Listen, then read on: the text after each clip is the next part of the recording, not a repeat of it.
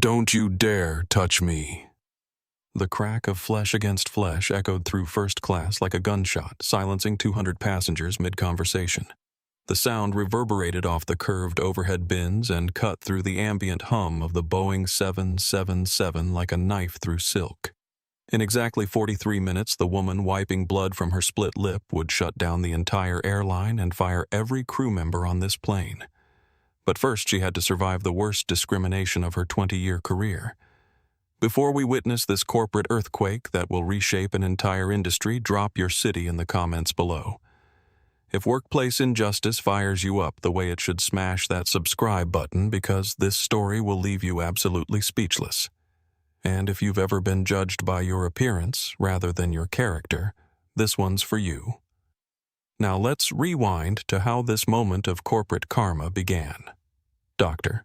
Maya Richardson walked through the sliding glass doors of Chicago O'Hare International Airport's Terminal 3 like a ghost in the machine.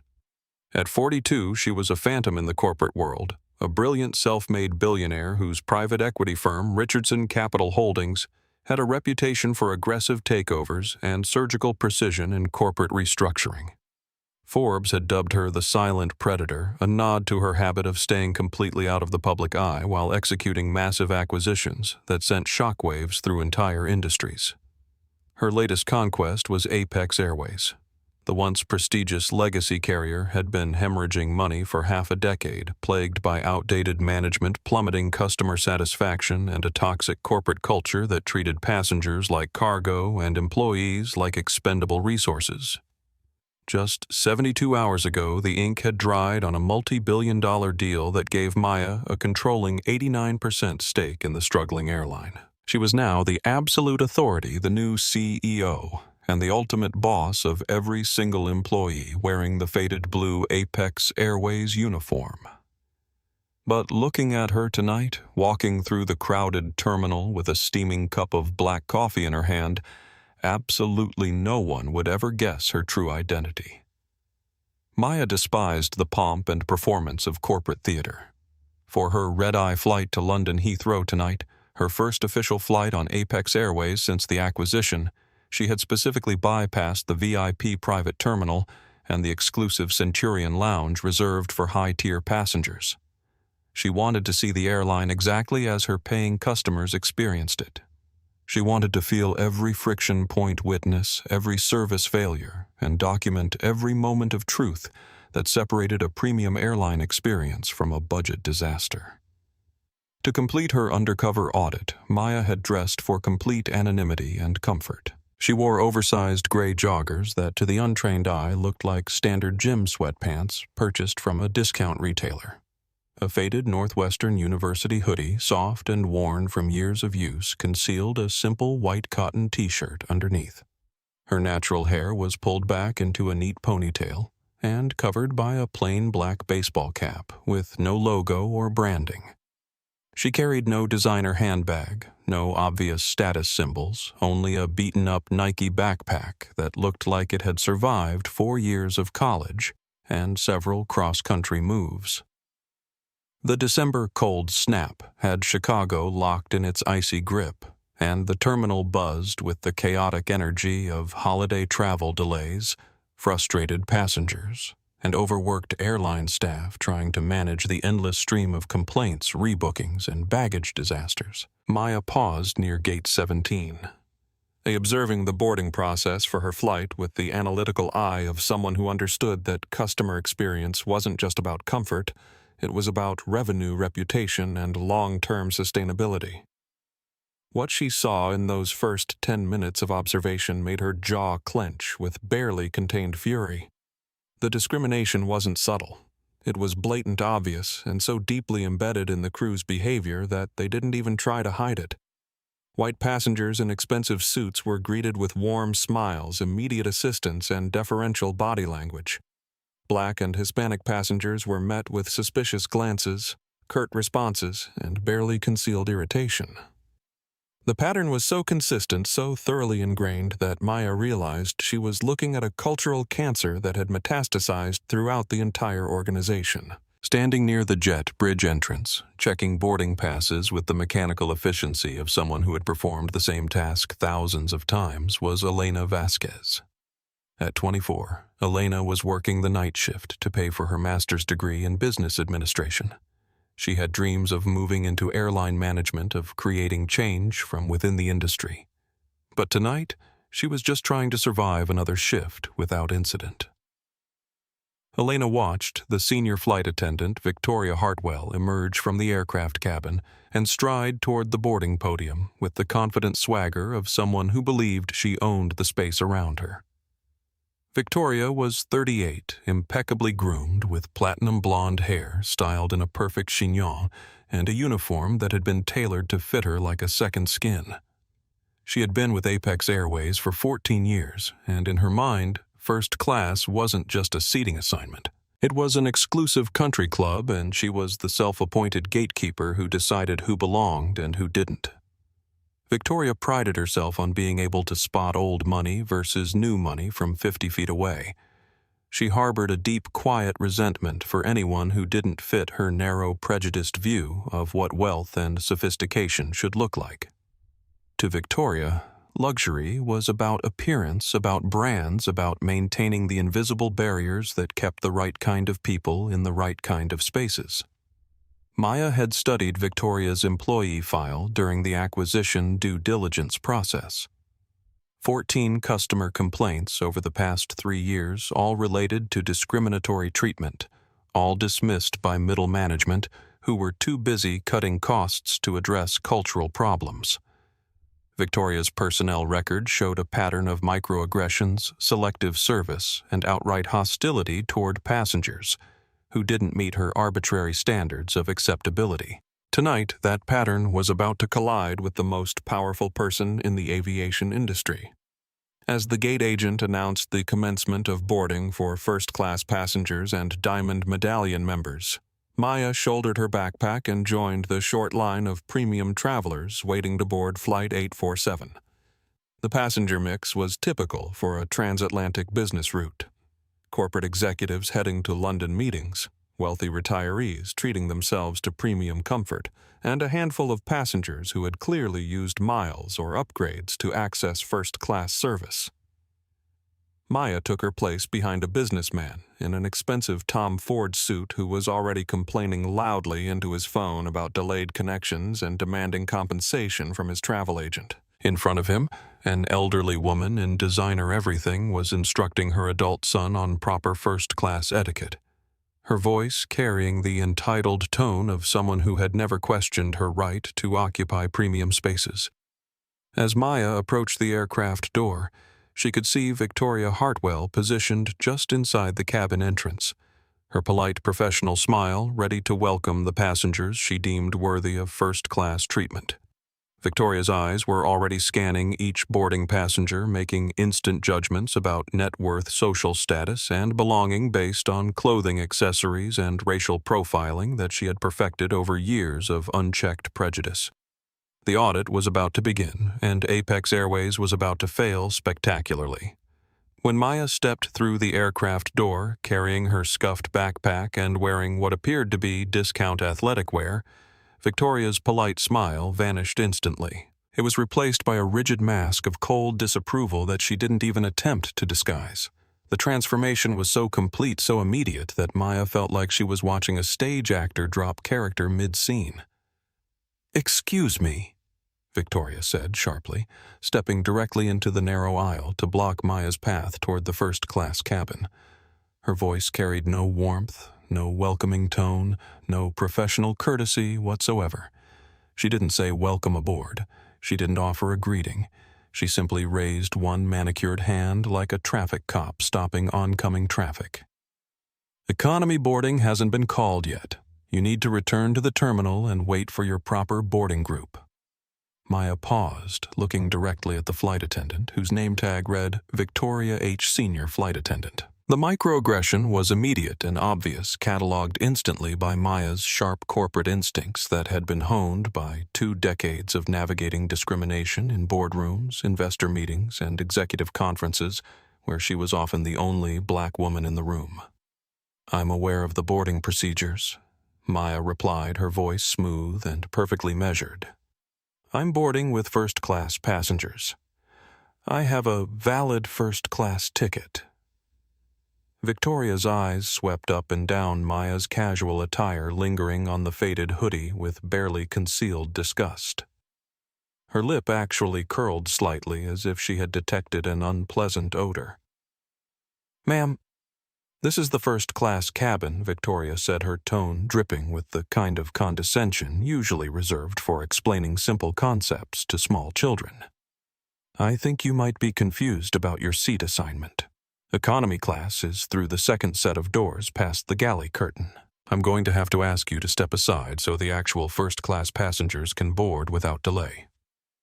Behind Maya in the boarding line, the wealthy businessman in the Tom Ford suit cleared his throat impatiently. Victoria instantly pivoted toward him, her hostile expression melting into a dazzling, apologetic smile that transformed her entire face. "Mr. Davidson, I am so sorry for this delay." Victoria gushed, her voice now an octave higher and filled with syrupy sweetness. "Please allow me to personally escort you to your seat and get you settled with a pre-departure champagne service." She turned back to Maya, her glare returning like storm clouds blocking sunshine. "Now please step aside so our premium passengers can board properly." Instead of arguing or raising her voice, Maya simply reached into the front pocket of her hoodie and pulled out her boarding pass. She held it up calmly, the printed text clearly visible to anyone who cared to read it. The ticket showed her name in bold, black letters. Richardson. Maya Doctor, followed by her seat assignment in first class, seat 2A, and the fare class designation that left no room for interpretation. First class paid. Victoria stared at the boarding pass, her jaw visibly tightening. She didn't apologize for her assumption. She didn't welcome Maya aboard the aircraft. She didn't acknowledge her mistake in any way. Instead, she snatched the boarding pass from Maya's fingers with unnecessary force, holding it up to the overhead cabin lights as if she were a bank teller checking a suspicious $100 bill for counterfeit security features. "Did you purchase this ticket yourself?" Victoria asked, her question inappropriate and completely unprofessional, or was it provided by your employer as a business expense? The implication was clear and insulting. Victoria was suggesting that Maya couldn't afford first-class service on her own, that someone else must have paid for her ticket, that she was somehow fraudulently occupying a space she didn't deserve. "I paid for the ticket," Maya replied evenly, her dark eyes locking onto Victoria's name tag with laser focus. She committed the name to memory, along with the employee number visible on the small plastic badge. "Victoria Hartwell, Employee ID 7749, Senior Flight Attendant. May I proceed to my assigned seat now?" Victoria. Victoria's lips compressed into a thin, hard line. The use of her first name by a passenger she clearly viewed as inferior felt like insubordination, like a challenge to her authority in her own cabin domain. She shoved the boarding pass back toward Maya with enough force to make the paper crinkle. "Seat 2, a left side," Victoria said curtly. "Try not to block the aisle with your oversized luggage." Maya nodded slowly, taking her boarding pass back with careful control. She walked past the hostile flight attendant and settled into the plush, wide leather seat of 2A, immediately noticing the stark difference between Victoria's treatment of her versus her interaction with the white businessman who was now being fawned over like visiting royalty. The audit had officially begun, and Apex Airways was already demonstrating exactly why the company was hemorrhaging customers and facing potential bankruptcy. The first-class cabin slowly filled with its typical mix of business travelers, wealthy retirees, and passengers who had clearly paid premium prices for premium service. Across the aisle in seat 1B sat Isabella Martinez, a 29-year-old travel blogger from Phoenix who had built a substantial social media following by documenting real, unfiltered travel experiences. Isabella had 400,000 Instagram followers and a growing YouTube channel focused on authentic travel content that went beyond glossy promotional material. Isabella specialized in catching airlines, hotels, and travel companies behaving badly, and her content had gone viral multiple times when she documented discrimination, poor service, or corporate malfeasance. She had her phone ready and was already filming her usual pre-flight content when she noticed the tense interaction between Maya and Victoria Hartwell. Something about the flight attendant's body language, the obvious hostility, and the stark contrast in treatment triggered Isabella's journalistic instincts. She discreetly angled her phone to capture the ongoing interaction, sensing that she might be witnessing something significant. In seat 3B sat Roberto Kim, a 45-year-old pharmaceutical executive traveling to London for a merger negotiation. Roberto had been flying business class and first class for over 15 years, and he had witnessed his share of discriminatory treatment by airline staff. As a Korean American who had built his career in predominantly white corporate environments, he recognized the subtle and not-so-subtle signs of racial profiling when he saw them. Roberto watched Victoria's differential treatment with growing discomfort. He had seen this pattern before: the warm smiles for white passengers, the suspicious glances for people of color, the assumption that anyone not fitting a narrow demographic profile was somehow an imposter or security risk. Near the forward galley, a young flight attendant named Marcus Torres was preparing the pre-departure service cart. At 26, Marcus was 8 months into his career with Apex Airways, working toward his dream of eventually moving into airline management. He had graduated from UCLA with a degree in hospitality management and genuinely believed that exceptional service could transform someone's entire travel experience. Marcus had noticed Victoria's hostility toward the passenger in 2A, and it made him deeply uncomfortable. He had been trained to treat every passenger with equal respect and professionalism, regardless of their appearance, race, or perceived social status. Victoria's behavior violated every principle of customer service he had learned in training and contradicted the company's stated diversity and inclusion policies. As Marcus began distributing champagne flutes and warm towels to first-class passengers, he made sure to approach Maya with the same respectful demeanor he offered to every other traveler. He approached her seat with a genuine smile and professional courtesy. "Good evening," Dr. Richardson, Marcus said, having read her name from the passenger manifest. "Welcome aboard Flight 847. May I offer you a pre-departure champagne or perhaps sparkling water?" Maya looked up at the young flight attendant, immediately noting the stark difference between his respectful approach and Victoria's hostile reception. "Marcus," she said, reading his name tag. "Thank you for the professional service. I would appreciate a glass of water if possible." Marcus nodded warmly. "Of course, ma'am. I'll bring that right over for you." As he turned to retrieve the water, Victoria's sharp voice cut across the cabin like a whip crack. Victoria snapped, marching over and grabbing Marcus by the elbow to physically steer him away from Maya's seat. "What are you doing, Mr. Patterson? In 4A is a platinum medallion member and he's still waiting for his coat to be properly hung. Focus on our priority passengers first." "But she just requested water," Marcus whispered, gesturing discreetly toward Maya. "It will only take a second to—" "She can wait," Victoria hissed, not quietly enough to avoid being overheard. "Look at how she's dressed, Marcus. She's probably flying on a buddy pass or using someone else's frequent flyer miles. We prioritize our actual paying customers who deserve first-class service." Every word carried across the quiet cabin.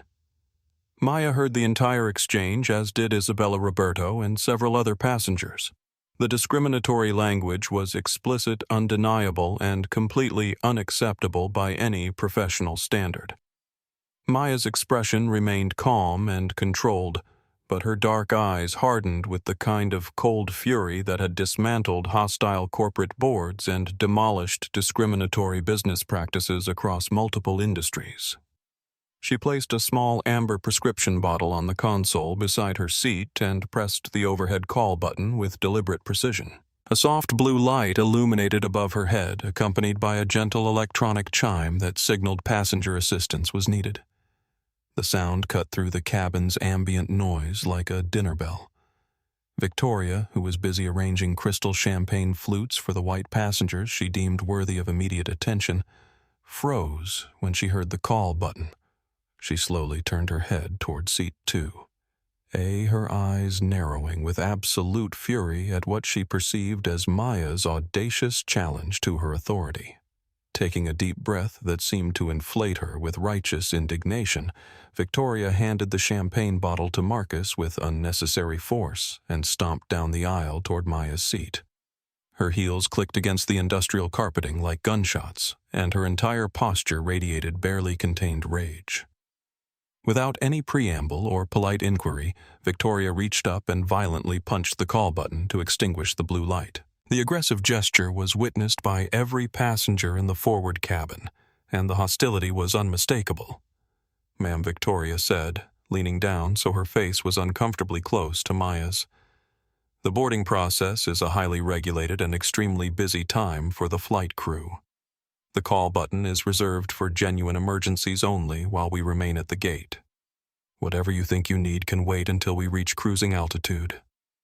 "I have a medical requirement," Maya said calmly, picking up the amber prescription bottle and holding it where Victoria could see it clearly. "I need to take this medication before the cabin doors close for departure. I requested a glass of water from your colleague and you prevented him from providing basic service. I would like that water now, please." Victoria sighed dramatically, an exaggerated sound of pure exasperation that was designed to make Maya feel like an unreasonable burden on the entire flight crew. "As I explained to you, we are extremely busy preparing for departure," Victoria replied with icy condescension. "Furthermore, our bottled water allocation for pre-departure service has been depleted by our premium passengers. You will need to wait until we reach 10,000 feet and begin regular cabin service." Maya glanced past Victoria toward the preparation galley where she could clearly see 3 unopened glass bottles of Evian water sitting in plain sight on the service cart, less than 10 feet away from where they were having this conversation. "There are multiple bottles of water visible on your cart," Maya pointed out, her voice remaining impossibly steady and controlled. She wasn't raising her voice, wasn't creating a scene, but she was absolutely unyielding in her reasonable request for basic service. Victoria's face flushed an ugly mottled red that clashed with her platinum hair and perfect makeup. She wasn't accustomed to being challenged, especially not by someone she had already decided was beneath her attention and unworthy of first-class treatment. "That water is specifically reserved for our meal service preparation," Victoria snapped, her voice growing shrill.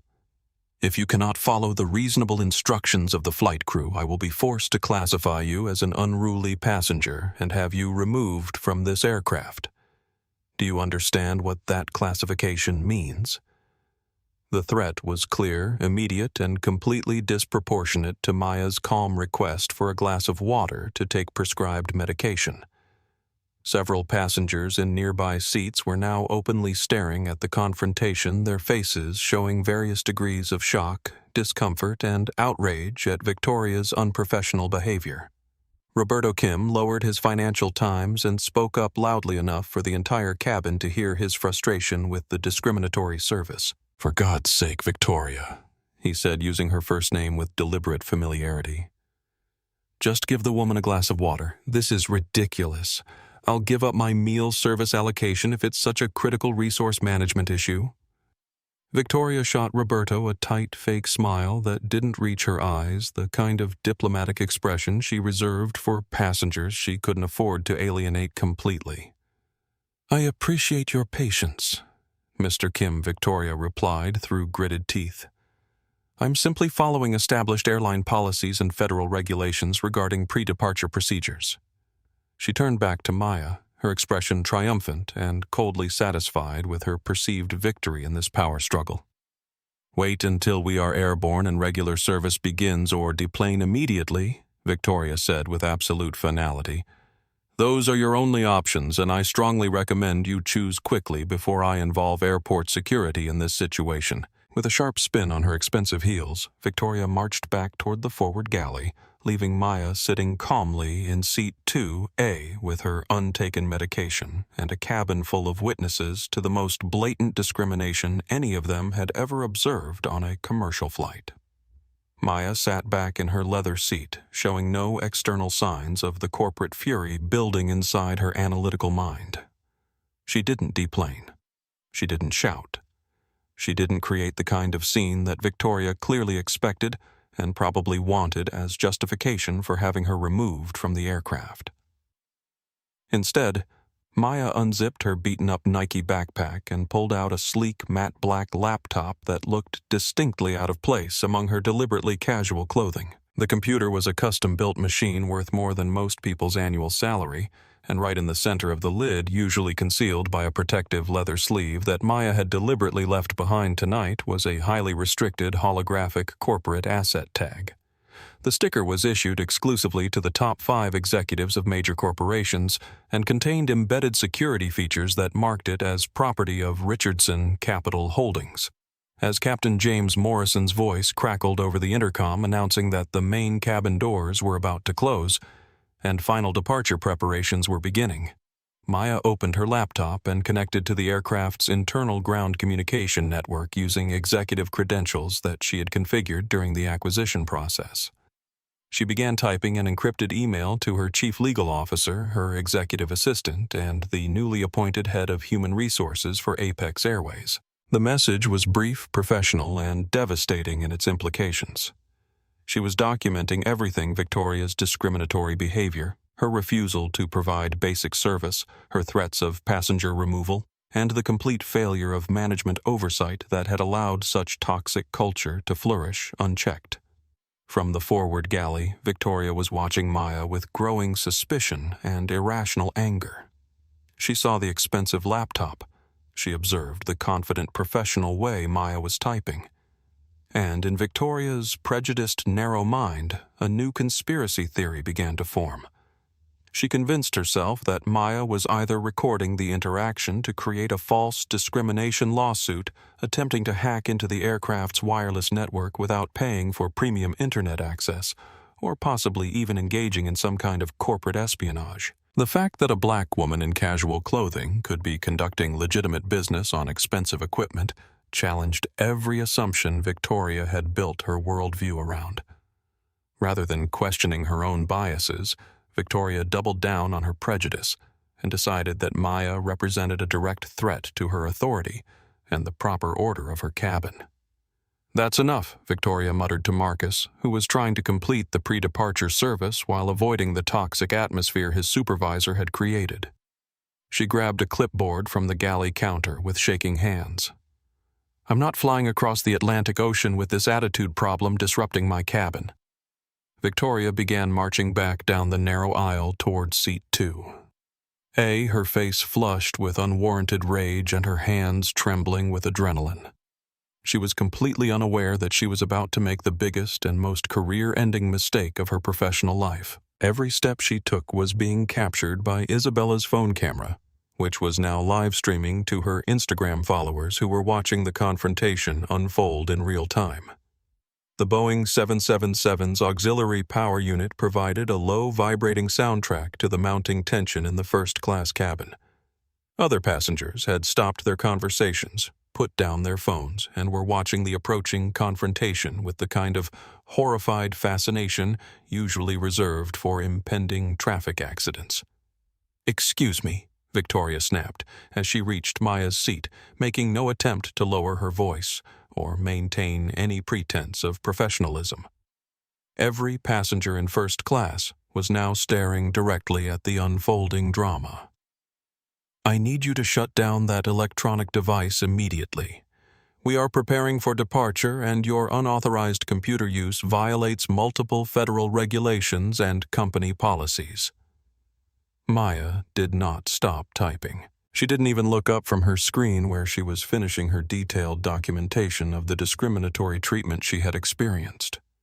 The main cabin door was still open, the safety briefing had not begun, and federal aviation regulations explicitly permitted personal electronic device usage during this phase of the departure process. "The cabin door remains open?" Victoria Maya replied with the same calm, measured tone she had maintained throughout the entire interaction. "FAA regulations permit the use of personal electronics until the door is sealed and the safety briefing commences. I am finishing an urgent business communication, and I will comply with all applicable regulations when they take effect." It was Maya's unshakable composure that broke something fundamental inside Victoria's mind. If Maya had yelled, if she had cowered, if she had shown any sign of intimidation or submission, Victoria would have felt satisfied with her display of authority. But this complete dismissal, this cold corporate confidence radiating from a woman Victoria had decided didn't belong in first class, short-circuited every mechanism Victoria used to maintain her sense of superiority and control.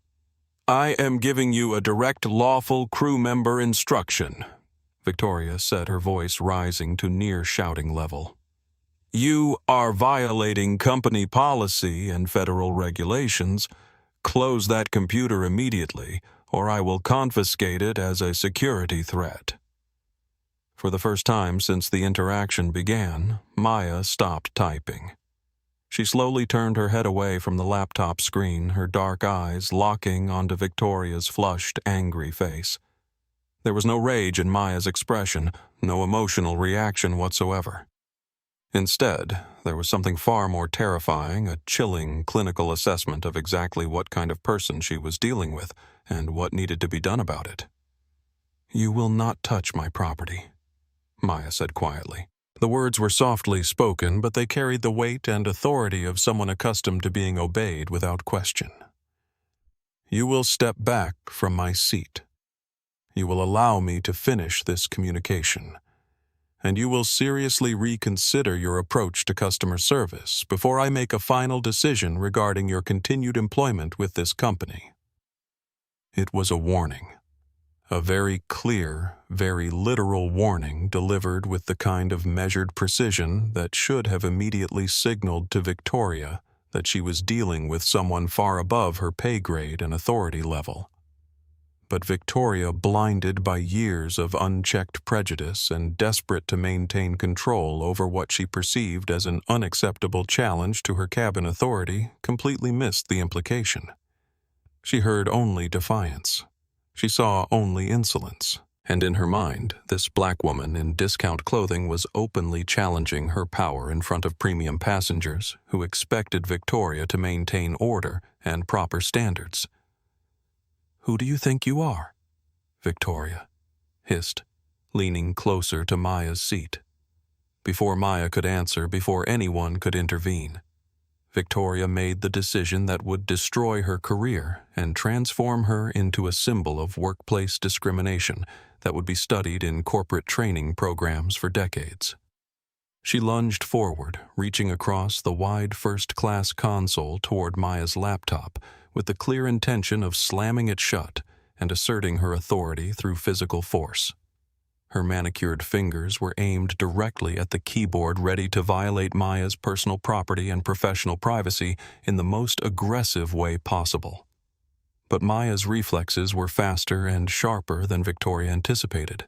2 decades of navigating the cutthroat world of private equity had given Maya a zero-tolerance policy for physical boundary violations and aggressive intimidation tactics.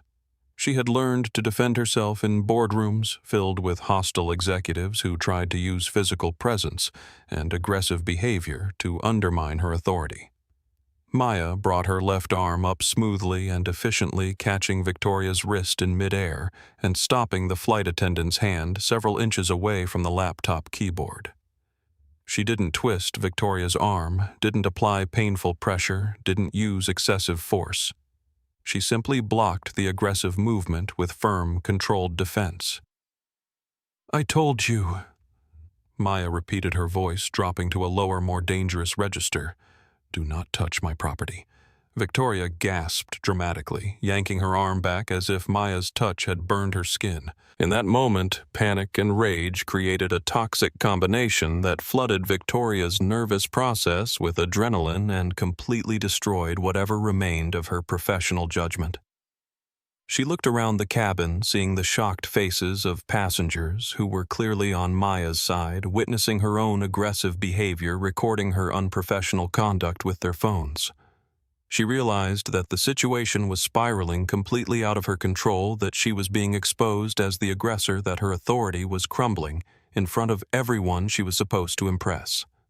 In a split second of pure, unadulterated madness, driven by prejudice, entitlement, and desperation to reassert dominance, Victoria's right hand flew through the air with all the force she could generate. Crack! The sound of Victoria's open palm striking Maya's face was deafening. It echoed off the curved overhead compartments like a gunshot, cutting through every conversation and background noise in the cabin with shocking violence. The slap was delivered with full force, driven by years of suppressed racism and the kind of rage that comes from having your assumed superiority challenged by someone you consider fundamentally inferior.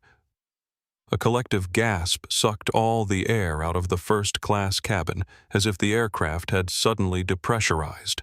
The sound was followed by absolute horrifying silence that seemed to stretch for an eternity. Across the aisle, Isabella's phone captured every second of the assault in high-definition video. Her jaw dropped and she nearly fumbled her device, but her journalistic instincts kept her filming even as she whispered, "Oh my God," into the camera. She got it all. She got everything. In seat 3B, Roberto Kim half stood from his seat, his newspaper crumpling in his fists as he stared in disbelief at what he had just witnessed. "What the hell is wrong with you?" he shouted toward Victoria, his voice cutting through the stunned silence. Behind the galley curtain, Marcus Torres went completely pale, his hands flying to cover his mouth in shock and horror. He had never seen anything like this in his 8 months with the airline. He had never imagined that a flight attendant could physically assault a passenger and still be standing in the cabin as if nothing had happened. Maya's head had snapped to the right from the force of the blow. The cabin descended into the kind of silence that follows a catastrophic accident where everyone knows something terrible has happened, but no one can quite process the reality of what they've witnessed. Slowly, agonizingly slowly, Maya turned her head back to face Victoria. Her left cheek was already blooming with angry red inflammation. A small cut on the inside of her lip where it had been driven against her teeth by the force of the slap produced a bright red drop of blood that gathered at the corner of her mouth like evidence of a war crime. Maya raised her right hand calmly and used the pad of her thumb to wipe away the drop of blood.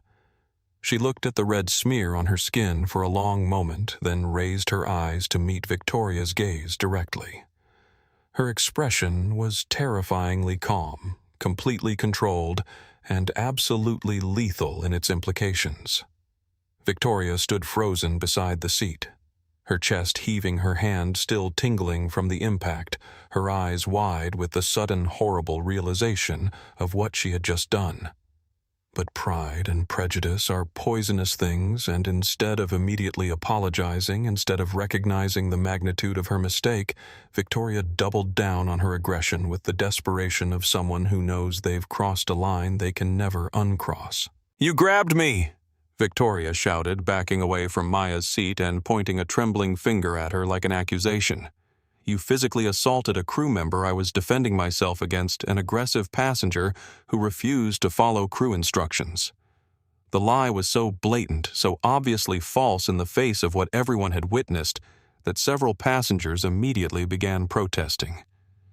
"That's completely untrue," Roberto called out, pulling out his own phone to start recording. "She never touched you except to block your attempt to grab her computer.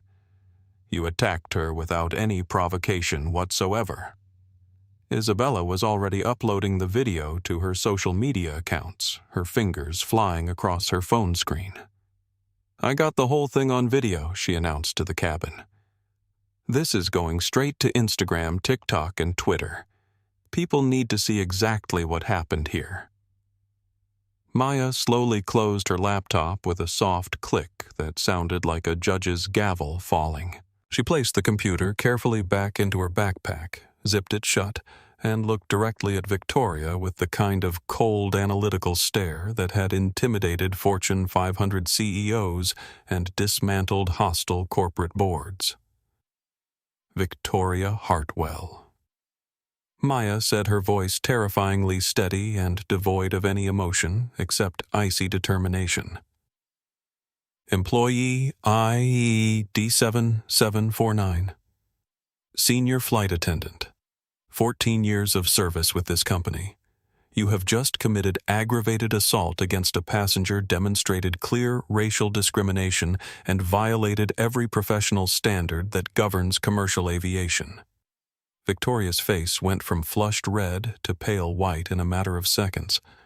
Something in Maya's tone, something in the precise way she recited Victoria's employment details, something in the absolute confidence with which she spoke, triggered a warning bell deep in Victoria's subconscious.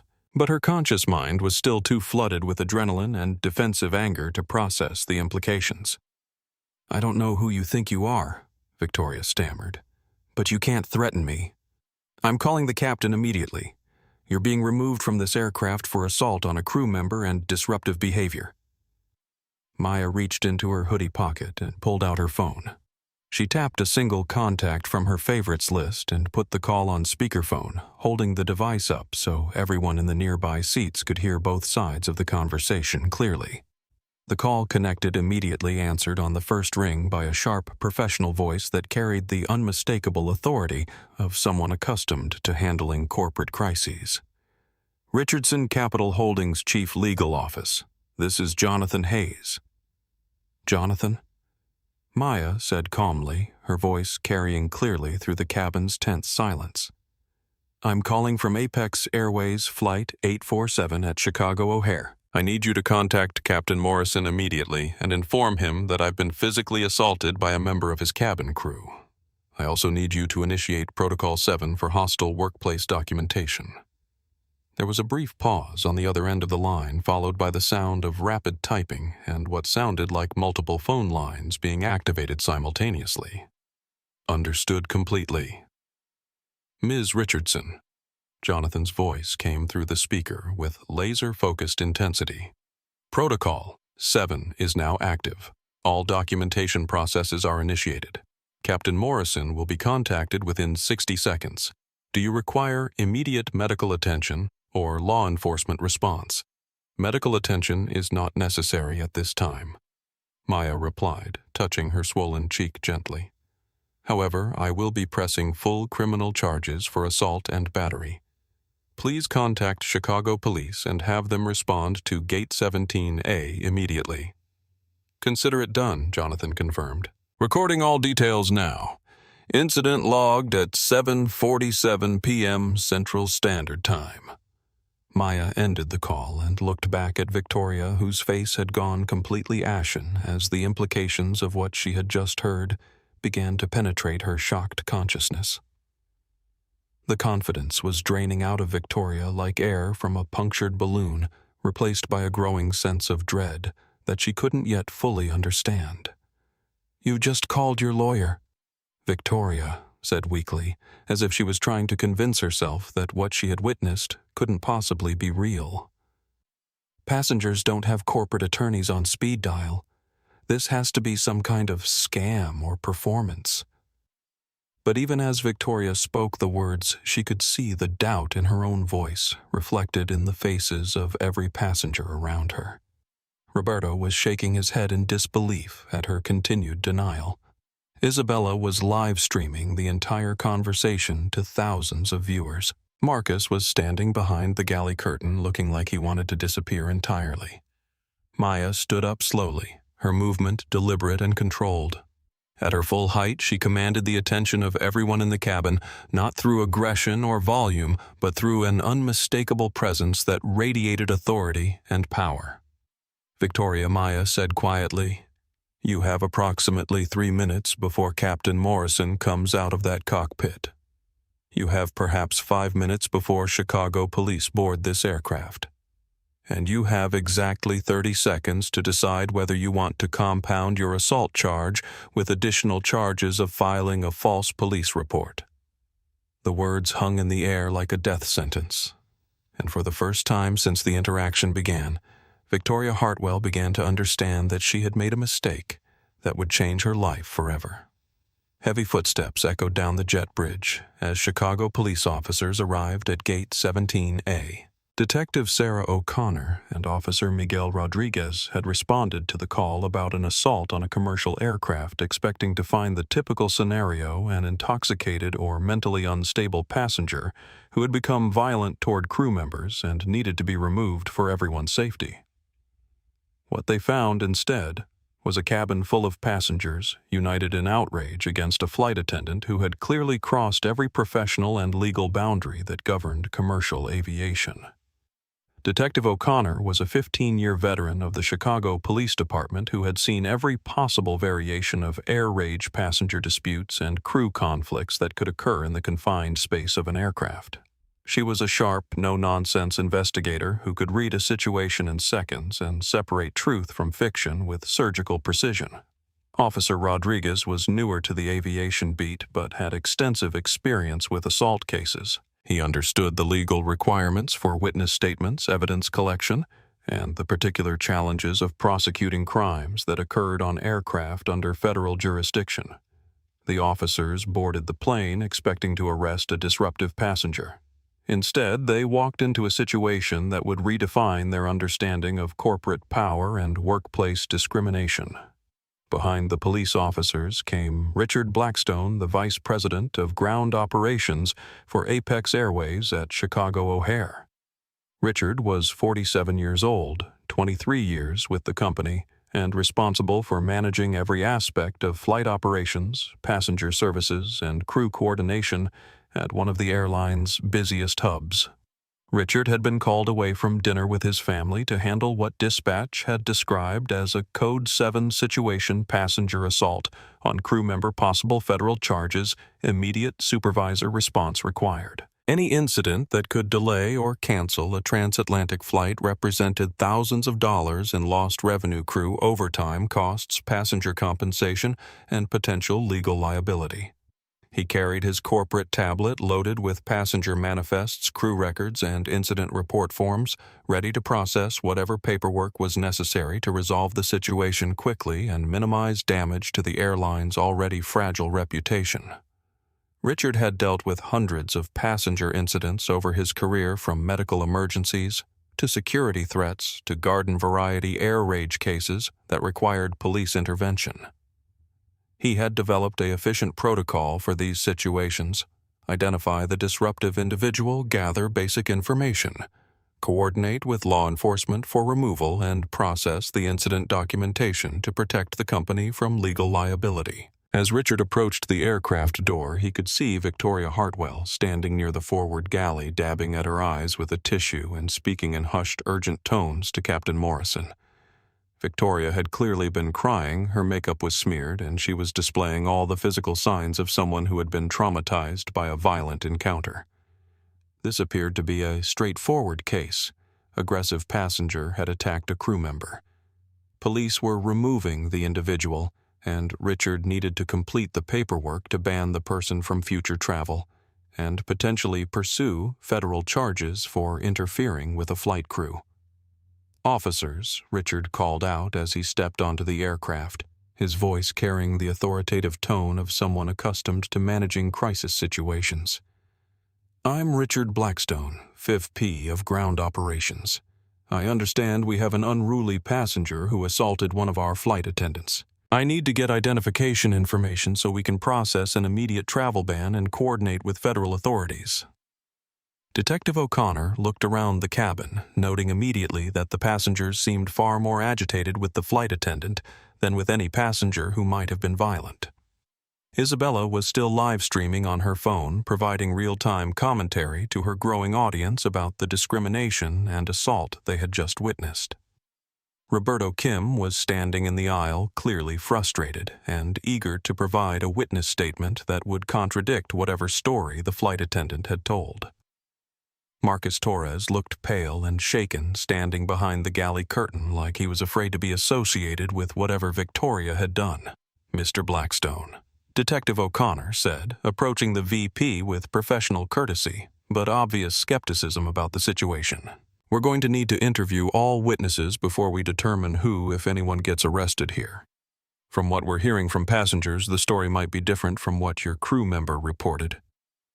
"Different," Victoria interjected, stepping forward with renewed confidence now that her supervisor had arrived. "Officers, that passenger in seat 2A physically grabbed my arm when I tried to enforce federal aviation regulations. When I defended myself, she became aggressive and threatening. She needs to be removed immediately before she endangers other passengers." Richard looked down the aisle toward seat 2A, expecting to see an obviously disturbed individual who fit the typical profile of an air rage case. Instead, he saw a black woman in casual clothing sitting calmly in her seat, showing no signs of intoxication, mental instability, or aggressive behavior. She appeared to be waiting patiently for the investigation to proceed, completely unbothered by the presence of police officers. Something about the scene didn't match Victoria's description of events. Richard had seen genuinely dangerous passengers before, and they didn't typically sit quietly in their assigned seats while police boarded the aircraft. They were usually restrained, shouting, or displaying obvious signs of the mental or emotional instability that had led to their violent behavior. "Ma'am," Officer Rodriguez called out, approaching Maya's seat with professional caution. "We're going to need you to gather your belongings and come with us so we can sort out what happened here. We need to conduct interviews away from the aircraft."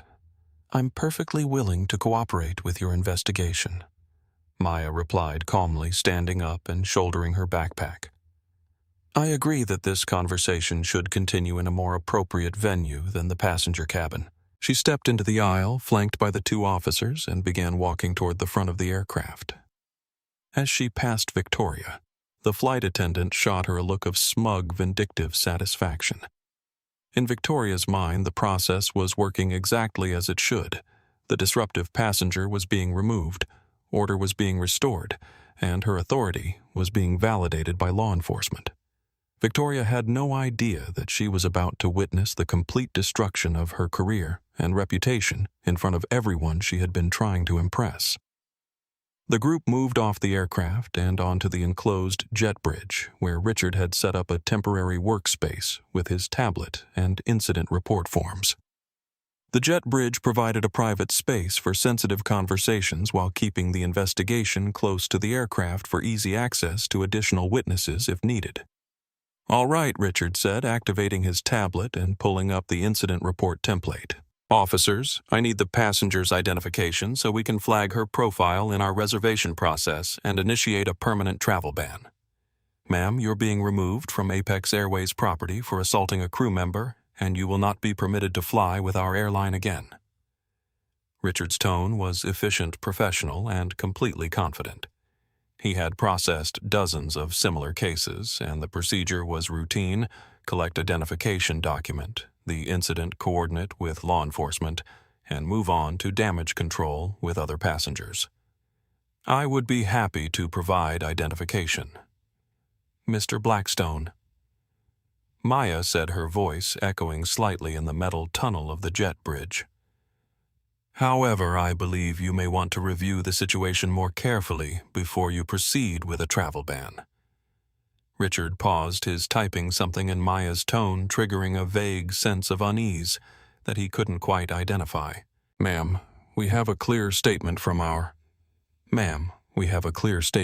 senior flight attendant regarding your aggressive behavior," Richard replied, his confidence wavering slightly.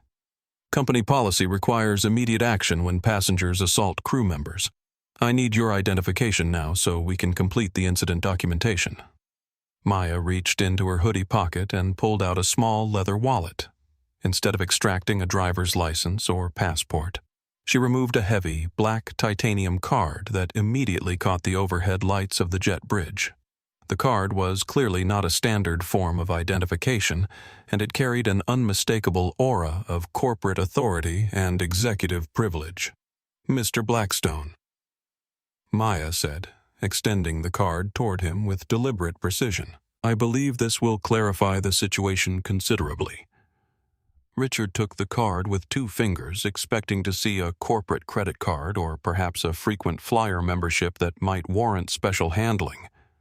Instead, he found himself staring at an executive identification badge that made his blood run cold and his hands start trembling uncontrollably.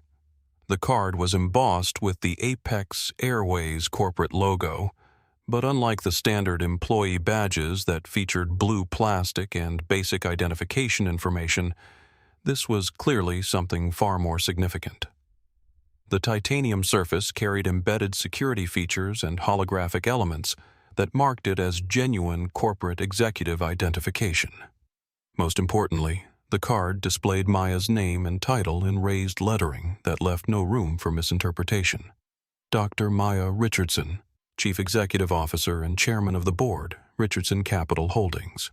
Below that, in smaller text that made Richard's vision blur with panic, majority shareholder and acting CEO Apex Airways. The heavy metal card slipped from Richard's fingers, clattering loudly onto the jet bridge floor with a sound like a death knell. His corporate tablet followed immediately afterward, the impact spiderwebbing the screen into 1,000 jagged pieces that reflected the overhead lighting like broken glass. "Oh, dear God." Richard whispered the words escaping his lungs in a ragged gasp that seemed to echo down the length of the jet bridge. "Ms. Richardson." The silence that followed was absolute and suffocating. Detective O'Connor and Officer Rodriguez exchanged confused glances, clearly sensing that a massive shift in the dynamic had just occurred, but not yet understanding the implications. Richard looked like a man who had just opened what he thought was a routine email, only to discover that his entire division was being eliminated and his career was over. His face had gone completely pale and sweat was beginning to break out across his forehead, despite the December cold that was seeping through the jet bridge walls. Yesterday morning, Richard had sat through a mandatory corporate briefing where the new ownership structure had been outlined in detail.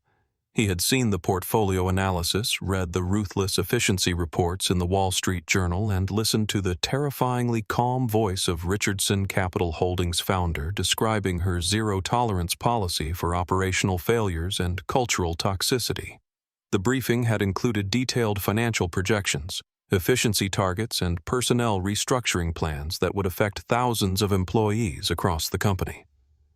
Richard had taken careful notes, knowing that his performance would be under intense scrutiny as the new management team evaluated every aspect of the airline's operations. And now, the billionaire who controlled the fate of every Apex Airways employee, the woman whose acquisition of the airline represented his job security and his family's financial future, was standing in front of him with a swollen red handprint across her left cheek, inflicted by a member of his staff.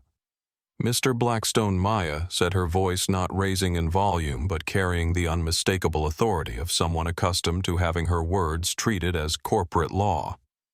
"It appears your ground operations staff is as poorly managed as your in-flight service teams. I would suggest you retrieve your tablet and prepare to document this incident with considerably more care than you were planning 60 seconds ago." Richard scrambled to his knees on the cold metal floor of the jet bridge, his expensive suit collecting dust and grime as he frantically gathered the broken pieces of his corporate tablet. He stood up, clutching the damaged device against his chest, his hands shaking so violently that the broken screen rattled like loose change. "Ms. Richardson, I had absolutely no idea you were traveling with us this evening," Richard stammered, his voice cracking with barely controlled panic. "You weren't listed on our VIP manifest. The reservation process didn't flag your name in our executive recognition protocol. If I had known if anyone had realized who you were, this never would have happened." "I am fully aware of that," Richard Maya replied smoothly, her tone carrying the kind of measured precision she used when dismantling underperforming corporate boards.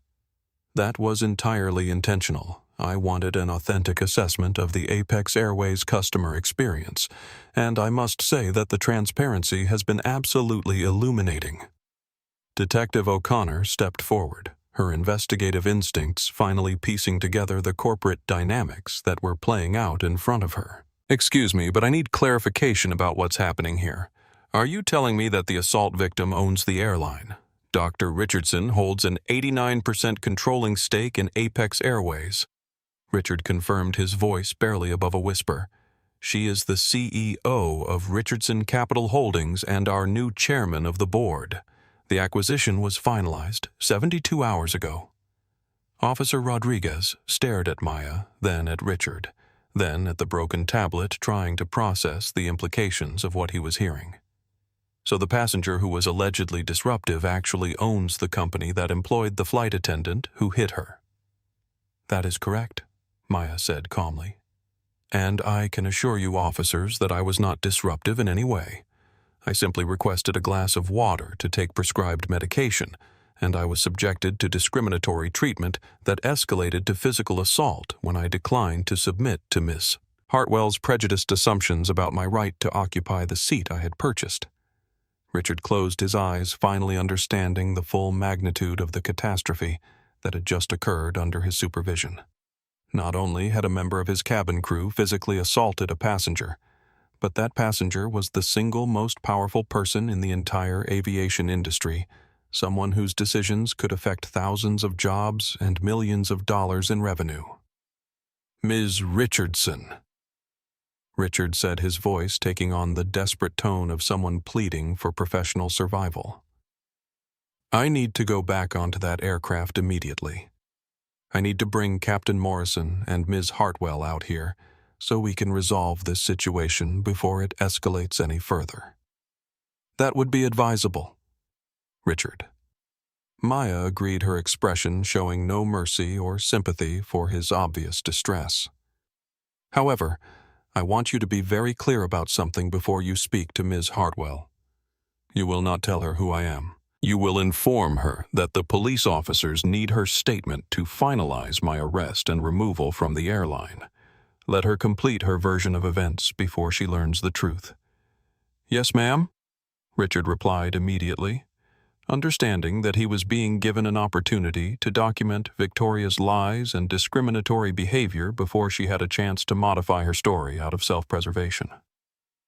Richard practically sprinted back toward the aircraft door, his broken tablet clutched against his chest, and his mind racing with damage control scenarios and crisis management protocols. He knew that the next few minutes would determine not only Victoria's career fate, but quite possibly his own position with the company and the future of Apex Airways as a viable business entity. Behind him, Maya stood calmly in the jet bridge, flanked by the two police officers who were beginning to understand that they had walked into a situation far more complex and significant than a typical passenger disturbance case. Detective O'Connor looked at Maya with newfound respect and professional curiosity. "Ma'am," she said carefully, "I've been investigating assault cases for 15 years, and I've never seen anything quite like this. Are you planning to press full criminal charges against the flight attendant?" Maya touched her swollen cheek gently, feeling the tender skin where Victoria's hand had made contact with enough force to leave a mark that would be visible for days. "Detective O'Connor." Maya replied, her voice carrying the kind of quiet authority that commanded immediate attention. "I am absolutely pressing full criminal and civil charges. Ms. Hartwell didn't just assault me personally. She assaulted every passenger who has ever been discriminated against because of their race, their clothing, or their failure to meet arbitrary standards of acceptability. This case will set a precedent that will be remembered throughout the aviation industry." She paused, looking back toward the aircraft door where Richard was presumably delivering her instructions to Victoria and Captain Morrison. More importantly, Maya continued, "This incident will be documented, analyzed, and used to completely restructure the culture of this airline.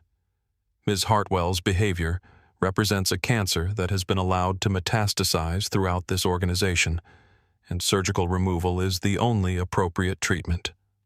Officer Rodriguez was taking detailed notes, understanding that this case would likely receive significant media attention and legal scrutiny.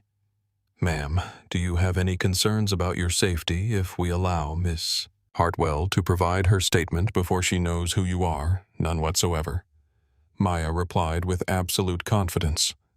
"Ms. Hartwell's lies and discriminatory attitudes are her weakness, not mine. I want them documented completely before she has any opportunity to claim that her behavior was influenced by knowledge of my position or authority."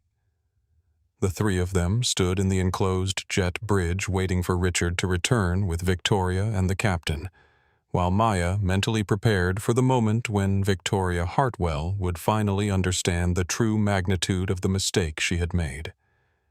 The reckoning was about to begin, and it would be absolute and irreversible. Inside the aircraft cabin, Richard Blackstone moved with the urgent desperation of a man whose career was hanging by a thread.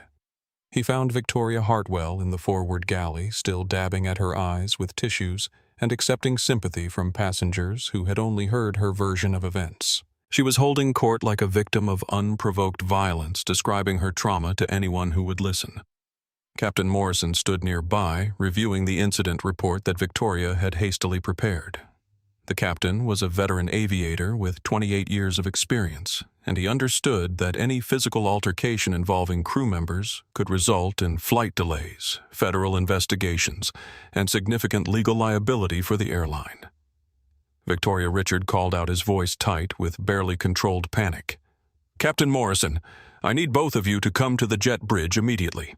The police officers require your statements to finalize the passenger's arrest and removal from airline property." Victoria's face brightened with vindictive satisfaction. She had convinced herself that justice was being served, that the disruptive passenger was finally facing consequences for her aggressive behavior, and that Victoria's authority was being validated by law enforcement intervention. "Of course, Mr. Blackstone," Victoria replied, straightening her uniform and smoothing her hair. "I'm ready to provide a complete statement about the passenger's assault and threatening behavior. The officers need to understand how dangerous she became when I tried to enforce federal regulations." Captain Morrison followed them off the aircraft, carrying his copy of the incident report and preparing to corroborate Victoria's account of events based on the information she had provided to him. He had not witnessed the actual confrontation, but he trusted his senior flight attendant's professional judgment and had no reason to doubt her description of passenger misconduct. As the three airline employees walked onto the jet bridge, Victoria was mentally rehearsing her statement, confident that she would be praised for her professional handling of a difficult situation and her courage in defending herself against an aggressive individual. She expected to see Maya Richardson in handcuffs, crying, pleading for a second chance, and facing the humiliating reality of being banned from commercial aviation. Instead, she saw Maya standing calmly between the two police officers, looking entirely composed and unfazed by the presence of law enforcement. The sight confused Victoria but didn't alarm her. She assumed that the formal arrest process was still pending, that the officers were simply gathering preliminary information before applying restraints and removing the disruptive passenger from airline property. "Officers," Victoria said, approaching Detective O'Connor with professional confidence. "I'm Victoria Hartwell, the senior flight attendant who was assaulted by the passenger in seat 2A. I'm ready to provide my complete statement about her aggressive and threatening behavior." Detective O'Connor looked at Victoria carefully, noting her composed demeanor and obvious expectation that Maya would be arrested based on her testimony. The detective had interviewed hundreds of assault victims over her career, and Victoria's behavior struck her as unusual for someone who had genuinely been attacked. "Ms. Hartwell," Detective O'Connor said, pulling out her notepad, "I need you to describe exactly what happened during your interaction with the passenger, starting from the beginning of the incident." Victoria took a deep breath, organizing her fabricated narrative in her mind. She had convinced herself that her version of events was truthful, that Maya's calm resistance to discriminatory treatment constituted aggression, and that her own physical assault was justified self-defense. The passenger in seat 2. A boarded the aircraft, displaying suspicious behavior from the moment she entered the cabin. Victoria began, her voice carrying the practiced authority of someone accustomed to being believed without question. She was inappropriately dressed for first-class service, carrying questionable identification, and became immediately hostile when I attempted to verify her ticket authenticity according to standard security protocols. Maya listened to the lies with the same clinical detachment she had used when analyzing hostile corporate takeovers. Every false statement Victoria made was being recorded by Officer Rodriguez, creating legal evidence that would be used in criminal prosecution and civil litigation. When I attempted to enforce federal aviation regulations regarding electronic device usage during critical phases of flight operations, Victoria continued. The passenger became verbally abusive and physically aggressive. She grabbed my arm when I tried to secure her unauthorized recording equipment, and I was forced to defend myself against her assault. The fabrication was so complete, so thoroughly constructed that Victoria had apparently convinced herself it was true. She delivered the false statement with genuine emotion, her voice cracking slightly as she described her fictional trauma and heroic resistance to Maya's imaginary aggression. Captain Morrison nodded supportively, having accepted Victoria's account as factual when she first reported the incident to him in the cabin. Mr. Blackstone stood slightly behind the group, his face pale and his hands still trembling as he watched Victoria dig herself deeper into a legal hole that would destroy her career and expose her to criminal prosecution. Ms. Hartwell Detective O'Connor said when Victoria finished her statement. "Are you certain that your description of events is accurate and complete?" "Absolutely," Victoria replied without hesitation. "I have been a professional flight attendant for 14 years, and I take my responsibilities for passenger safety and federal regulation compliance extremely seriously. That woman was a clear threat to flight safety, and I responded appropriately to protect other passengers and crew members." Maya stepped forward, her movement drawing everyone's attention with quiet authority that seemed to change the atmospheric pressure in the enclosed jet bridge. Ms. Hartwell Maya said, her voice carrying across the metal space with perfect clarity. "Do you understand what perjury means?" Victoria blinked in confusion, taken aback by the question and irritated by Maya's continued refusal to show appropriate deference to the authority figures who were handling her case. "What are you talking about?" Victoria snapped, her confidence wavering slightly. "Officers, why is she being allowed to speak? Shouldn't she be restrained and removed from airline property?" Detective O'Connor looked at Maya, then back at Victoria, her experienced investigative instincts telling her that the power dynamic in the situation was not what it appeared to be on the surface. "Ms. Hartwell," the detective said carefully, "before we proceed with any arrests, I need to inform you that we have multiple passenger witnesses who are prepared to testify that your description of events is completely false." "That's impossible," Victoria protested, but something in the detective's tone made her voice sound less certain than it had moments before. "The passengers saw her assault me. They know I was defending myself against an aggressive individual who refused to follow crew instructions. Actually, Officer Rodriguez interjected, consulting his notes. We have video evidence from multiple sources showing that you struck the passenger without any physical provocation. We also have witness statements indicating that you engaged in discriminatory behavior based on the passenger's race and appearance." Victoria's face began to flush red again, but this time with growing panic rather than righteous anger. The confidence was draining out of her expression like water from a broken container. "That's not possible," Victoria stammered. "There must be some mistake. The passengers don't understand what they saw. They don't know the regulations and security protocols that I'm required to enforce." Maya reached into her hoodie pocket and pulled out her phone. She selected a contact from her favorites list and activated the speaker function holding the device so everyone in the jet bridge could hear both sides of the conversation clearly. "Richardson Capital Holdings Legal Department. This is Jonathan Hayes, Chief Legal Officer," Jonathan, Maya said calmly. "I need you to provide identity verification for the Apex Airways personnel who were present with Chicago police regarding my assault case." "Absolutely." Ms. Richardson. Jonathan's voice came through the speaker with immediate professional response. Please identify the individuals requiring verification. Maya looked directly at Richard Blackstone, who had gone completely pale and was staring at her with the expression of someone watching their career evaporate in real time.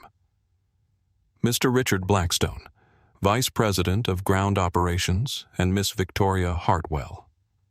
Senior Flight Attendant, Employee Identification Number 7749.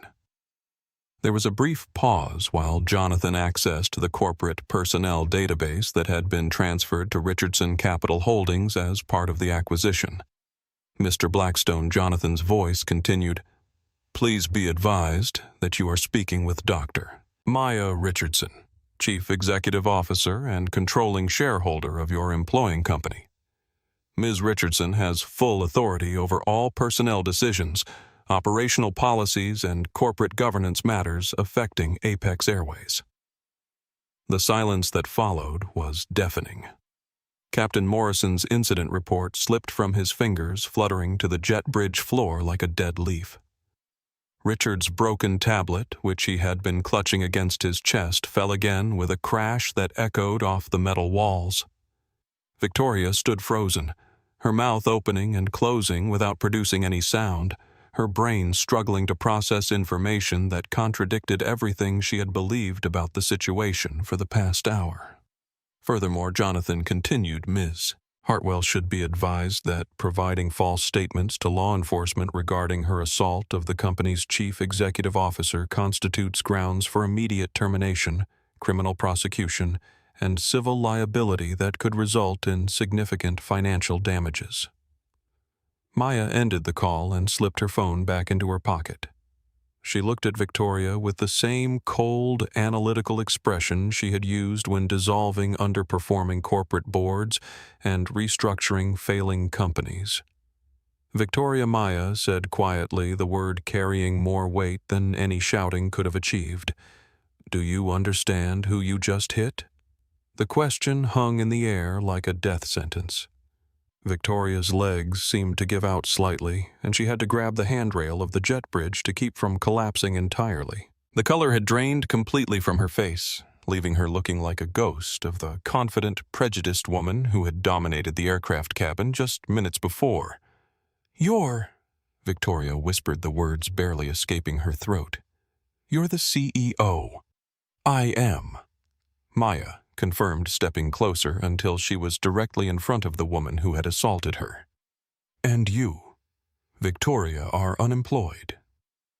Detective O'Connor stepped forward, her handcuffs already in her hand.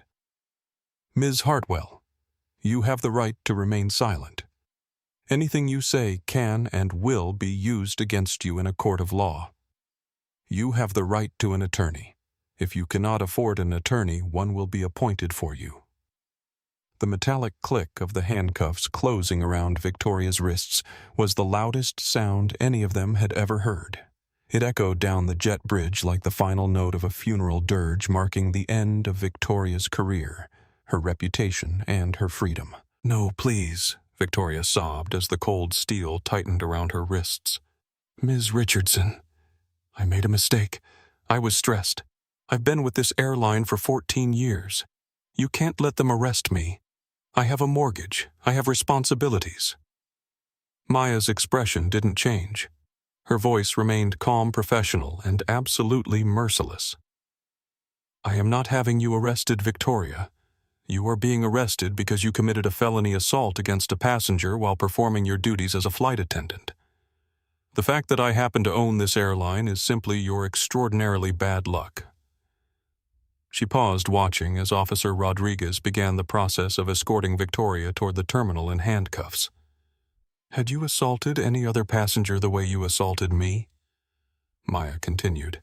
You might have faced only termination and a civil lawsuit, but because your victim was me, your case will be prosecuted to the fullest extent of federal law, and it will be used to set legal precedents that will transform how airlines handle workplace discrimination and passenger rights. Victoria's sobs echoed down the jet bridge as the officers began walking her toward the terminal, past the passengers who were waiting for their delayed flight, past the airport workers who stopped to stare at the unusual sight of a flight attendant in handcuffs, past the security cameras that would capture her humiliation for the incident reports that would be studied in aviation management courses for decades. Maya turned to Richard Blackstone, who was standing motionless, still clutching his broken tablet and looking like a man who had just witnessed his own execution. Richard, Maya said, her voice taking on the tone she used when conducting corporate restructuring meetings. Effective immediately, Ms. Hartwell's employment with Apex Airways is terminated for cause. Specifically, she is being terminated for assault of a passenger discrimination based on race and appearance, providing false statements to law enforcement, and gross violation of professional conduct standards.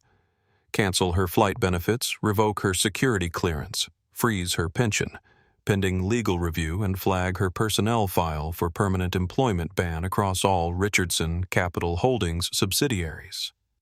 "It's already being processed, ma'am," Richard replied, his voice barely audible. "Corporate Human Resources received the termination order 3 minutes ago." Maya then looked at Captain Morrison, who had been standing in stunned silence throughout the entire revelation. "Captain, Maya said your flight has been delayed long enough. I suggest you return to the aircraft, complete your pre-flight procedures, and prepare for departure to London. Your passengers deserve the professional service they paid for." "Yes, Ms. Richardson," Captain Morrison replied, snapping to attention like a military officer receiving orders from a commanding general. "We'll be ready for departure within 20 minutes. As the captain hurried back toward the aircraft, Maya turned her attention to the larger implications of what had just occurred. This wasn't just about punishing one discriminatory employee. This was about transforming an entire corporate culture and establishing new standards for the aviation industry. She pulled out her phone again and made another call, this time to her executive assistant. "Nia, it's Maya. I need you to initiate a comprehensive audit of all Apex Airways personnel files. Flag every employee with discrimination complaints, every supervisor who dismissed those complaints, and every manager who failed to address cultural problems. We're not just changing policies, we're changing people." The transformation of Apex Airways had begun, and it would be absolute, comprehensive, and irreversible. 6 months later, the grand ballroom of the Chicago Marriott Magnificent Mile was filled with 800 airline executives, employees, and industry leaders who had gathered for the most significant corporate transformation announcement in aviation history. The massive space buzzed with anticipation as attendees from across the global airline industry waited to hear how Apex Airways had achieved the most dramatic turnaround in commercial aviation.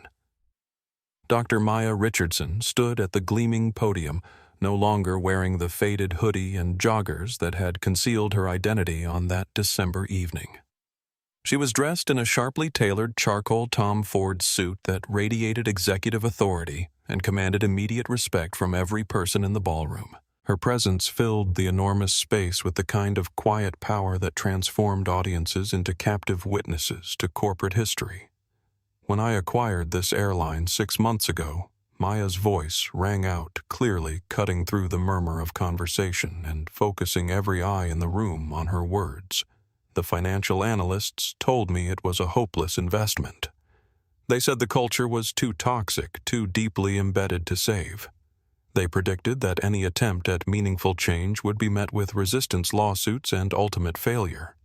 She paused, her gaze sweeping across the crowd of executives, union representatives, and industry journalists who had come to document what many were calling the most successful corporate restructuring in modern aviation. But culture, ladies and gentlemen, is not an invisible force that we simply absorb through the air we breathe. Culture is the direct sum total of our individual actions, our daily choices, and our response to moments when we must decide between convenience and character. Maya gestured toward the front row where Marcus Torres sat, wearing a perfectly fitted manager's uniform, beaming with pride, and representing the kind of transformation that had become the hallmark of the new Apex Airways. Marcus had been promoted 3 times in 6 months, moving from junior flight attendant to senior flight attendant to cabin crew supervisor to his current position as regional director of in-flight experience.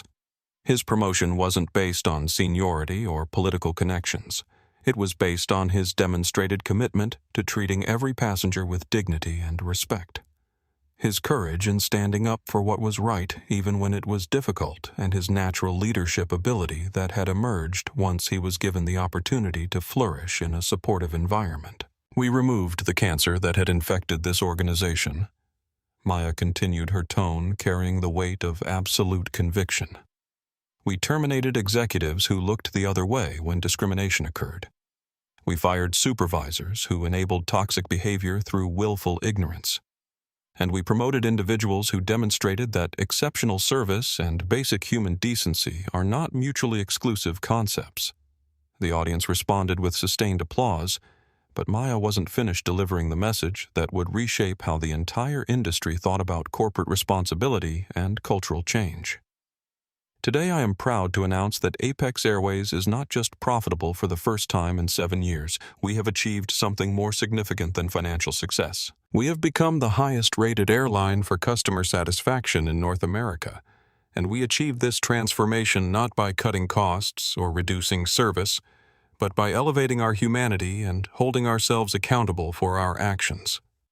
The standing ovation that erupted from the ballroom was deafening, lasting for nearly 3 minutes, as executives, employees, and industry representatives recognized that they were witnessing a fundamental shift in how airlines could operate when they prioritized people over profit margins and character over convenience.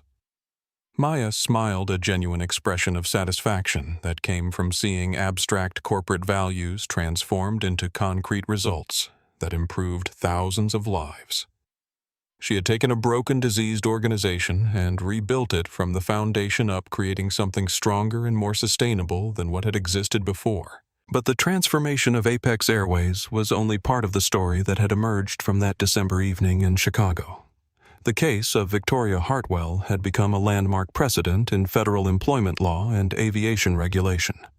The criminal charges had resulted in a guilty plea to assault and battery, with Victoria receiving 6 months of community service, 2 years of probation, and a permanent criminal record that would follow her for the rest of her life. The civil litigation had been even more devastating.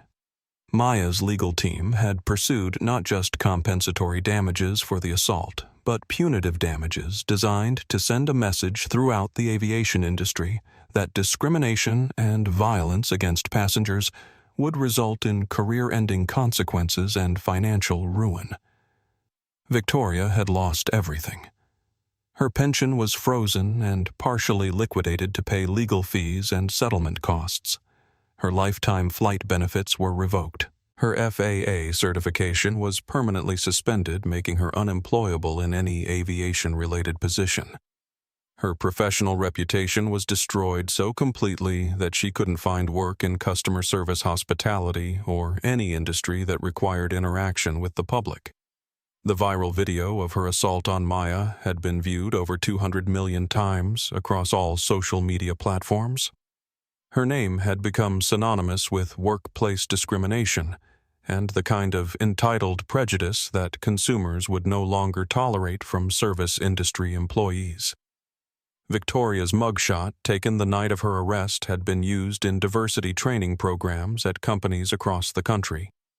Her case was studied in business schools as an example of how personal prejudice could destroy individual careers and expose organizations to massive legal liability.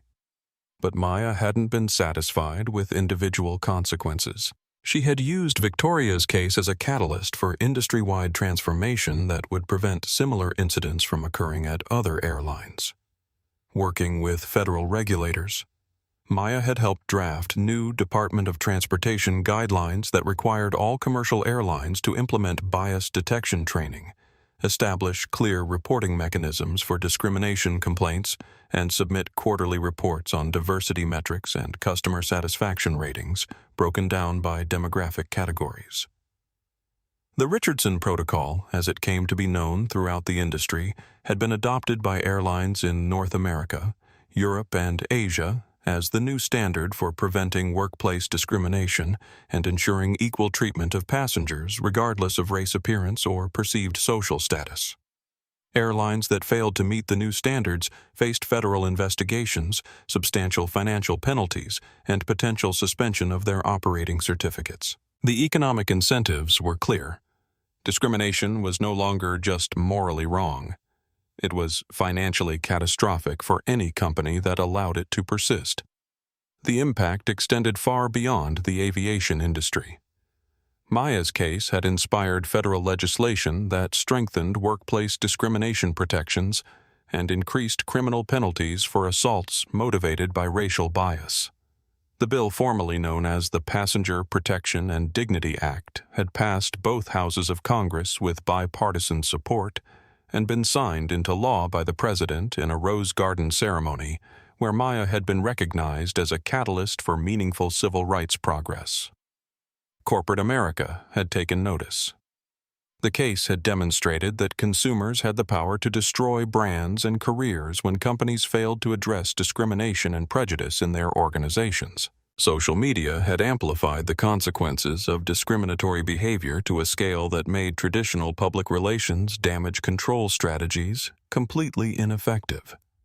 Companies across every industry had implemented new training programs, revised their hiring practices, and established clear consequences for employees who engaged in discriminatory behavior toward customers or colleagues.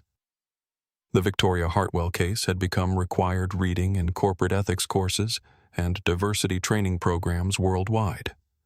Meanwhile, Marcus Torres had become a symbol of how organizations could identify and promote exceptional talent when they looked beyond traditional hierarchies and seniority processes.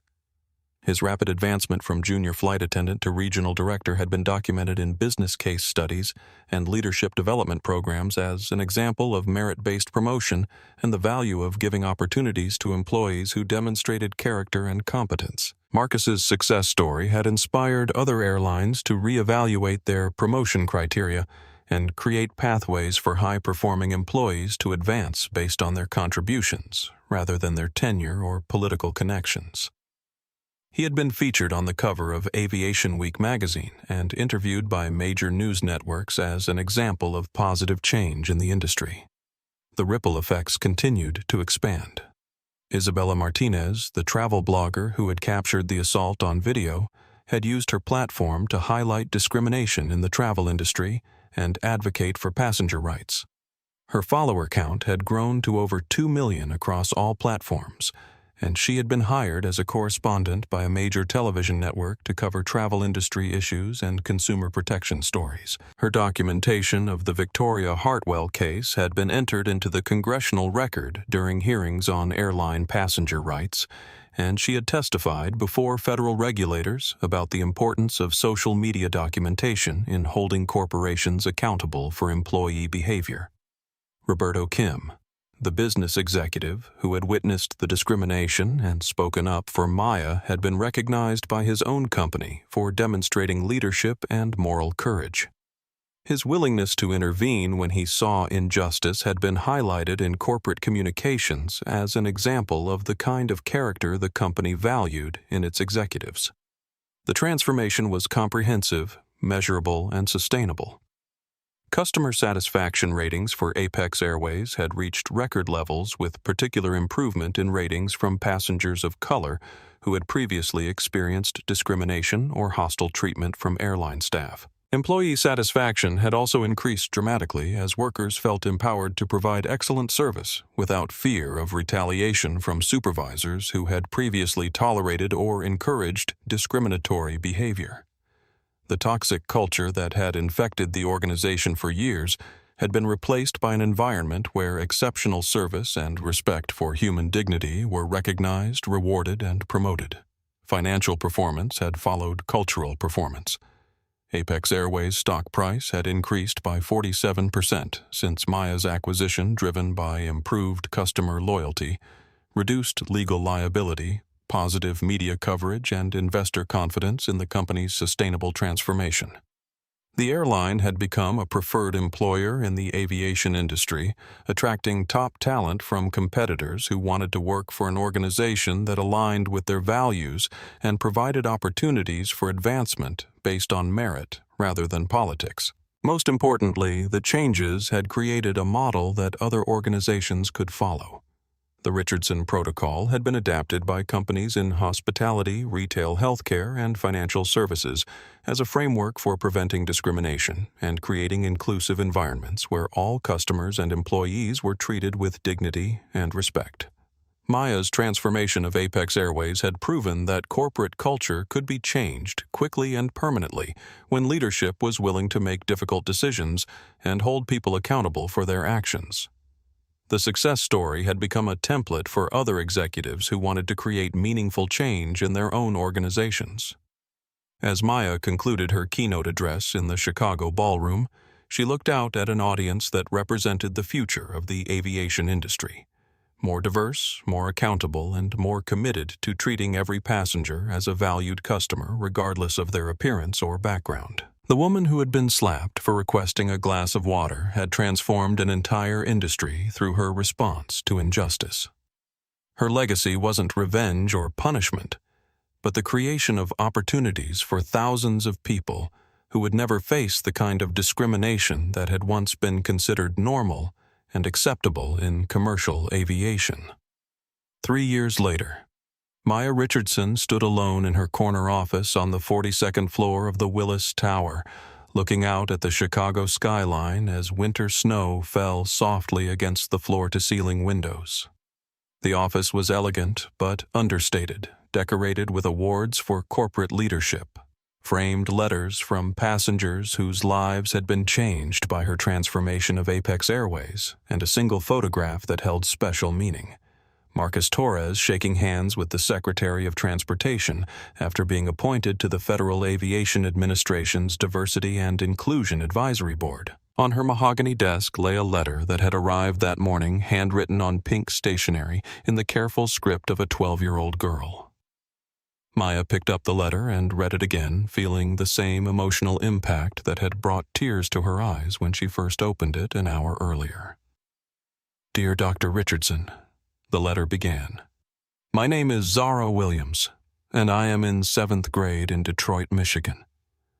My mom showed me the video of what happened to you on the airplane and told me about how you changed everything after that mean lady hurt you. I wanted to tell you that I have been saving money from my allowance and my birthday gifts because I want to be a pilot when I grow up. Before I learned about you, some people told me that black girls don't become pilots and that airlines don't hire people who look like me. But when I saw how you owned a whole airline company and how you made sure everyone gets treated fairly, I knew that I could do it too. I started taking math tutoring to get better grades, and I joined the science club at school.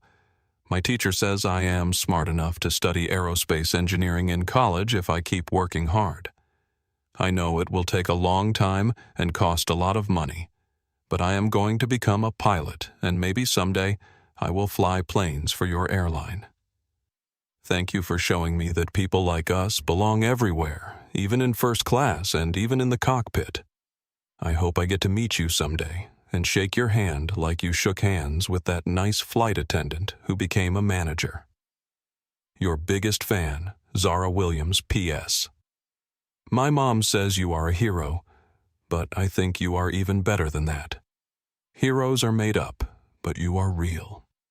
Maya set the letter down carefully and walked to the window, placing her palm against the cool glass as she looked out at the city where her journey had begun. For the first time since that December evening 3 years ago, she allowed herself to feel the full emotional weight of what had started with a simple request for a glass of water and a slap that had echoed around the world. She thought about Victoria Hartwell, who had lost everything because she couldn't see past the color of someone's skin and the casual nature of their clothing. Maya felt no satisfaction in Victoria's destruction, only sadness that prejudice had been allowed to flourish unchecked until it consumed someone's entire life in a single moment of violence and hatred. But Maya had learned something important about the nature of justice and transformation. Real change didn't come from punishment or revenge. It came from creating opportunities for people like Zara Williams, for young professionals like Marcus Torres, for travelers who deserve to be treated with dignity regardless of their appearance or background. Maya's phone buzzed with a text message from Marcus, who was now serving his second term on the FAA's advisory board, while also completing his MBA in aviation management. The message was brief but filled with excitement. Dr. Richardson just finished reviewing applications for this year's Richardson Foundation scholarships. We have 847 applicants from underrepresented communities who want to pursue careers in aviation. The future of this industry is going to be amazing. The Richardson Foundation had been established with Maya's personal funds and ongoing contributions from Apex Airways record profits. It provided full scholarships for college students from underrepresented backgrounds who wanted to study aerospace engineering, aviation management, or pursue pilot training. In 3 years, the foundation had supported over 200 students who were now working throughout the aviation industry as pilots, mechanics, air traffic controllers, and airline executives. Maya smiled, thinking about how a 12-year-old girl in Detroit was saving her allowance to pursue a dream that would have seemed impossible just a few years earlier. The foundation had created pathways for hundreds of young people like Zara to see themselves in careers that had previously been dominated by people who looked nothing like them. Her phone rang, interrupting her reflection. The caller ID showed Isabella Martinez, the travel blogger who had captured the original incident and had since become one of Maya's closest friends and most trusted advisors on customer experience and social media strategy. Maya Isabella said as soon as she answered, "You need to see what's trending on Twitter right now." Someone posted a video of Marcus conducting a training session for new flight attendants, and it's going viral for all the right reasons. Maya opened her laptop and navigated to the social media platform where she found a video that had been viewed over 5 million times in the past 6 hours. The footage showed Marcus standing in front of a diverse group of new Apex Airways employees, his voice clear and confident as he shared the story of that December evening and its aftermath. "The most important thing I learned that night," Marcus was saying to the trainees, "is that exceptional service isn't about the passengers' clothes, their accent, or what they look like. It's about recognizing that every single person who steps onto our aircraft deserves to be treated with respect and dignity. When we see someone being discriminated against, we have a choice. We can look the other way and allow injustice to continue, or we can speak up and do what's right even when it's difficult." The comments section was filled with responses from airline employees, passengers, and industry professionals who had been inspired by Marcus's message and Apex Airways' transformation. People were sharing their own stories of discrimination in travel, celebrating the changes that had occurred across the industry, and expressing gratitude for leadership that had chosen principle over profit. Maya closed the laptop and returned to her position by the window, feeling a deep sense of satisfaction that had nothing to do with stock prices or profit margins. She had used her wealth and power to create something larger than a successful business. She had created a movement that valued human dignity over arbitrary hierarchies and corporate profits. A soft knock on her office door interrupted her thoughts. Maya turned to see her executive assistant, Nia Thompson, holding a folder of documents that required her signature. "Dr. Richardson," Nia said, "the final reports from the Federal Aviation Administration are ready for your review. They're officially recommending that the Richardson Protocol be adopted as mandatory federal regulation for all commercial airlines operating in the United States."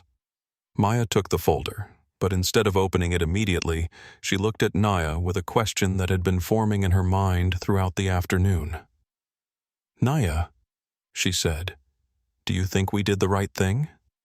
Not just with Victoria Hartwell, but with everything that followed." Nia considered the question carefully before responding, understanding that her boss was asking about something deeper than corporate strategy or financial performance. "Dr. Richardson," Nia replied 3 years ago, "passengers who looked like you and me expected to be treated poorly when they traveled. They dressed up for flights, not because they wanted to look nice, but because they were afraid that casual clothing would be used as an excuse to discriminate against them. Children like that little girl in Detroit never imagined they could become pilots because they never saw people who looked like them in cockpits or boardrooms. Nia gestured toward the window where they could see aircraft from multiple airlines approaching O'Hare Airport in the distance. Today, every single one of those planes is operated by companies that have implemented bias training diversity requirements and customer protection policies that didn't exist before you decided to turn a moment of injustice into a catalyst for industry transformation. Thousands of employees have jobs they never would have had. Millions of passengers travel with dignity they never would have experienced. Nia paused, her voice taking on a tone of deep respect and gratitude. You didn't just change an airline, Dr. Richardson. You changed an entire industry's understanding of what customer service means and who deserves to be treated with respect.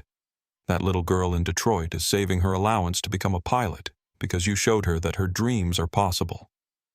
Maya nodded, feeling the weight of responsibility that came with the power to create meaningful change in the world.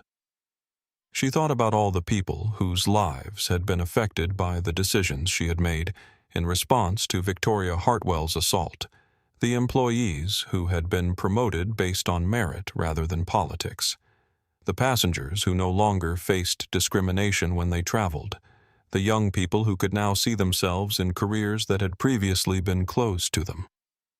As the winter afternoon faded into evening, Maya picked up Zara Williams' letter one more time. She walked to her desk, pulled out a piece of personal stationery, and began writing a response that would encourage a 12-year-old girl to continue pursuing her dreams of becoming a pilot. Dear Zara, she wrote, "Thank you for your beautiful letter and for sharing your dreams with me. You are absolutely right that people like us belong everywhere, including in the cockpit and the boardroom. I would be honored to meet you someday, and I hope that when you achieve your goal of becoming a pilot, you will remember that your success opens doors for other young people who need to see that their dreams are possible too." Maya sealed the letter in an envelope and handed it to Nia to mail along with information about the Richardson Foundation's scholarship programs and an invitation for Zara to visit Apex Airways headquarters when she was ready to begin her aviation studies. 3 years after a flight attendant had slapped her for requesting a glass of water, Maya Richardson had built something far more valuable than a successful business. She had created a legacy of opportunity, dignity, and justice that would continue long after her own career had ended.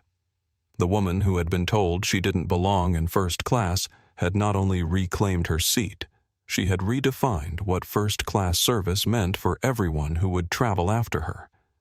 Her response to injustice had become a blueprint for transformation that would inspire leaders across every industry to choose courage over convenience and character over profit. Sometimes Maya reflected as she prepared to leave her office, the most powerful changes begin with the simplest acts of standing up for what's right, especially when it's difficult. She had learned that true wealth wasn't measured in stock prices or corporate acquisitions, but in the lives that were improved and the opportunities that were created for people who had been told they didn't belong. As she gathered her coat and briefcase, Maya's phone chimed with one final message of the day. It was from Marcus Torres. "Dr. Richardson just wanted you to know that Zara Williams from Detroit is one of the scholarship applicants I mentioned earlier. Her essay about wanting to become a pilot was one of the best I've ever read. I think you're going to love meeting her." Maya smiled and walked toward the elevator, knowing that tomorrow would bring new opportunities to continue the work of creating a world where everyone could pursue their dreams without fear of discrimination or prejudice. The transformation that had begun with a slap had become a movement that would outlast them all. If you've witnessed bias in your workplace, on a flight, or anywhere, your dignity was questioned, your story matters. Share it below. Because when we speak up, we don't just defend ourselves, we build protection for everyone who comes after us. Sometimes, justice wears sweatpants and carries a laptop. Sometimes, the person you underestimate owns everything you think you control. If this story of corporate karma and transformation inspired you, make sure you hit that like button right now. What would you have done if you were in Maya's position? Drop your thoughts in the comments below. Share this video with someone who needs to see that dignity isn't negotiable and that standing up for what's right can change entire industries. And don't forget to subscribe and ring that notification bell, because stories like this remind us that real change is possible when we refuse to accept injustice as normal. Your voice matters. Your story matters. And sometimes the most powerful response to discrimination is building a better world for everyone who comes after you.